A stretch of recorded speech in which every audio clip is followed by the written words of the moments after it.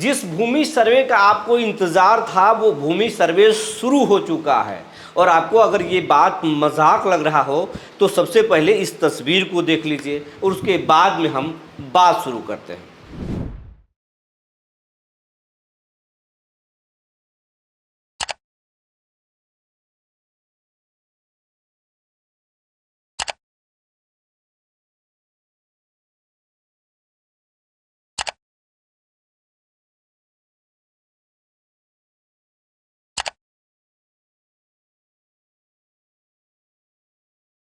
तस्वीर तो आप देख लिए, भूमि सर्वे का ये मशीन है और ये मशीन से कहाँ मापी हो रहा है और क्या क्या हो रहा है, कौन से काम हो रहा है, इन सब पर चर्चा करेंगे। जी नमस्कार, मैं हूँ विपुल कुमार और आप देख रहे हैं सूर्य बिहार डिजिटल न्यूज़।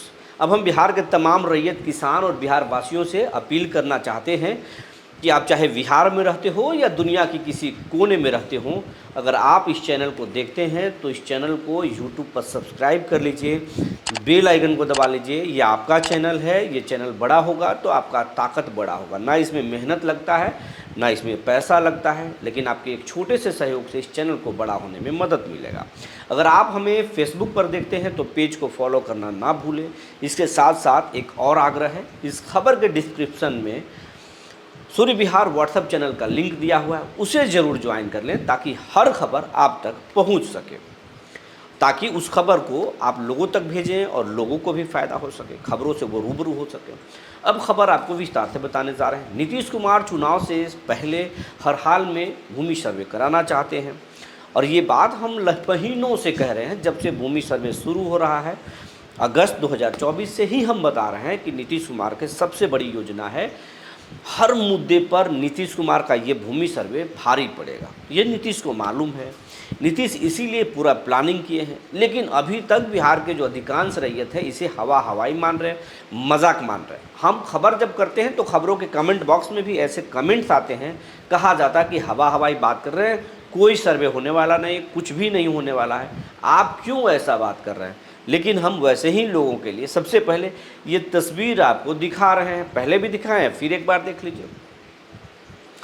ये तस्वीर औरंगाबाद ज़िले का है। औरंगाबाद के मदनपुर अंचल में ये एटीएस मशीन है और मदनपुर अंचल में गांवों के सीमा को जांचा जा रहा है, मापा जा रहा है, उसका सीमा सत्यापन किया जा रहा है। ये मदनपुर ब्लॉक में अलग अलग गांवों में सीमा सत्यापन एटीएस मशीन के ज़रिए हो रहा है। आप उसमें देख सकते हैं तस्वीर में लोग खड़े, अमीन खड़ा है, लोग खड़े हैं, किसान भी खड़े हैं और सीमा सत्यापन का काम चल रहा है।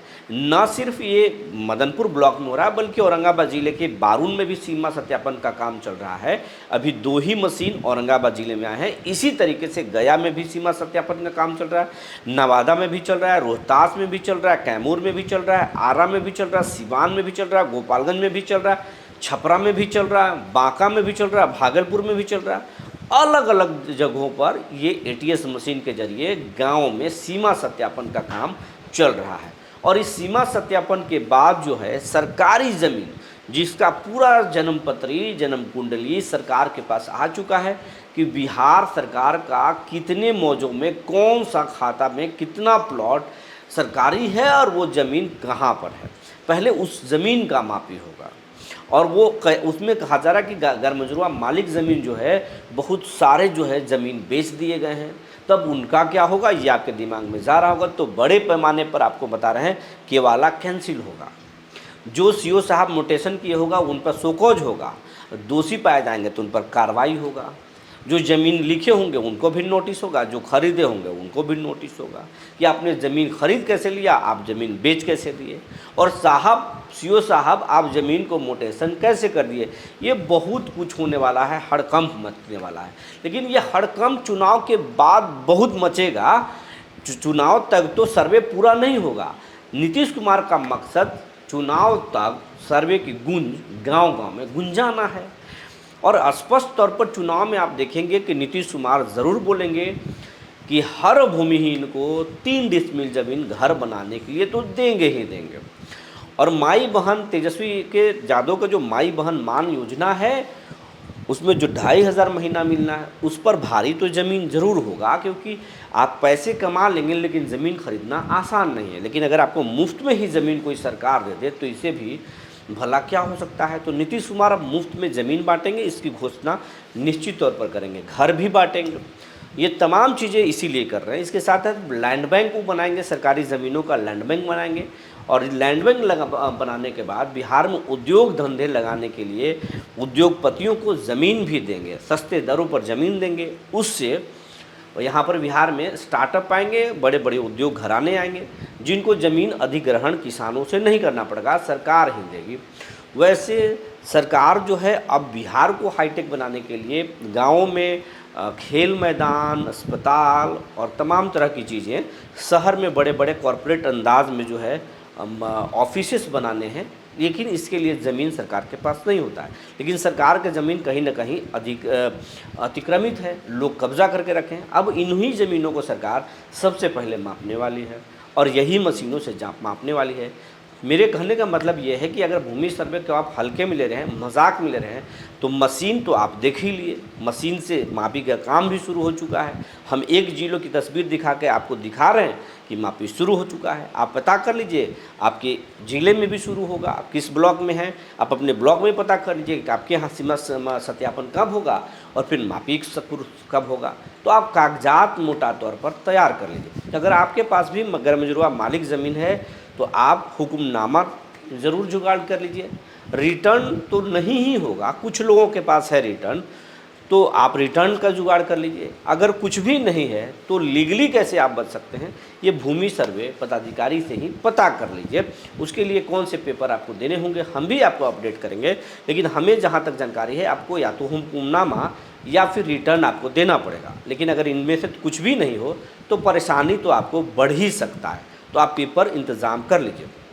अगर ऐसे भी आपके पास खानगी बंटवारा है तो आप वंशावली बना लीजिए, खतियानी ज़मीन का पूरा वंशावली बना लीजिए। सारे पार्टनर्स बैठ जाइए और सीरियस हो जाइए भूमि सर्वे के लिए, क्योंकि भूमि सर्वे तो होकर ही रहेगा। नीतीश कुमार कहीं चुनाव से पहले आखिरी तारीख भी तय न कर दे, और चुनाव भी कहीं बहुत ज़्यादा दिन में होने वाला नहीं। बिहार में 4 महीने बाद चुनाव होने वाला है और 2 महीने पहले तो आदर्श आचार संहिता लग जाता है। तो यही 2 महीना समय है। इन 2 महीनों में नीतीश अगर बड़े फैसले ले लिए तो मुश्किल हो सकता है।